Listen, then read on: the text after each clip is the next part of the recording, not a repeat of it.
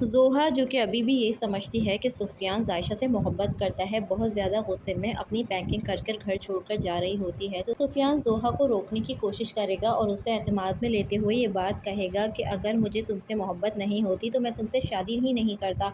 ज़ोहा जो कि अब इस बात की ठान लेती है कि वो जायशा को इस घर से निकलवा कर ही रहेगी। जायशा को वो धमकी देती है और कहती है कि मैं ये बात अच्छी तरीके से जानती हूँ कि तुम सुफियान को हासिल करना चाहती हो, लेकिन ऐसा हरगिज़ नहीं होने दूंगी मैं।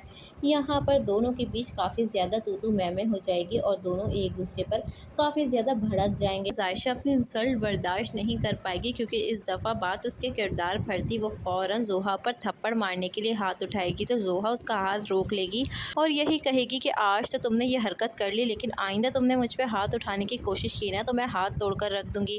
ज़ोहा जो कि अब शीरी के साथ मिलकर जायशा को घर से निकालने की प्लानिंग करेगी क्योंकि जायशा ने ज़ोहा पर हाथ उठाकर अपने ही पैरों पे कुल्हाड़ी मार ली है। जायशा ने ज़ोहा पर हाथ उठा के वो गलती करती है जिसकी सज़ा वो सारी ज़िंदगी भुगतते रहेगी।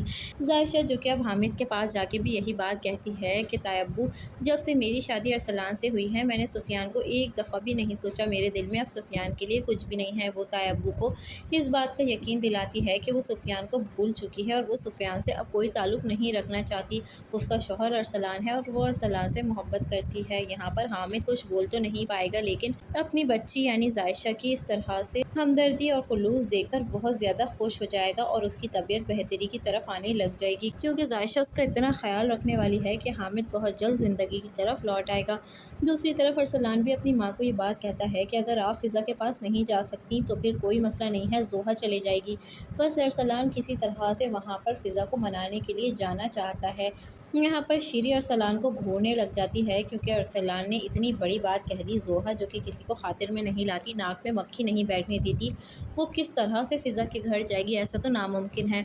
यहाँ पर शीरी को वो काफ़ी ज़्यादा ब्लैकमेल भी करेगा और शीरी को फ़िज़ा के पास जाकर हाथ जोड़ने पर मजबूर भी करने वाला है। दोस्तों, कहानी एक नया मोड़ इख्तियार कर लेगी। ना सिर्फ शीरी बल्कि अरसलान और अब तो ज़ोहा भी मिलकर जायशा को घर से निकलवाने की पूरी कोशिश में लग जाएंगे, लेकिन सिर्फ एक अकेला सुफियान ही होगा जो जायशा के लिए लड़ेगा और डटकर खड़ा रहेगा क्योंकि हामिद की तो अब ऐसी कंडीशन नहीं है कि वो जायशा के लिए आवाज़ उठा सके। इसलिए सुफियान एक आखिरी सहारा है जायशा का और वो सबके ख़िलाफ़ जाकर जायशा के लिए डटकर खड़ा होगा और उसकी इज़्ज़त और उसके वक़ार की हिफाजत करेगा। दोस्तों, अगर आपको हमारा रिव्यू पसंद आया है तो वीडियो को लाइक आपने ज़रूर करना है। दोस्तों, चैनल पर नए हैं तो चैनल को सब्सक्राइब कर लीजिए।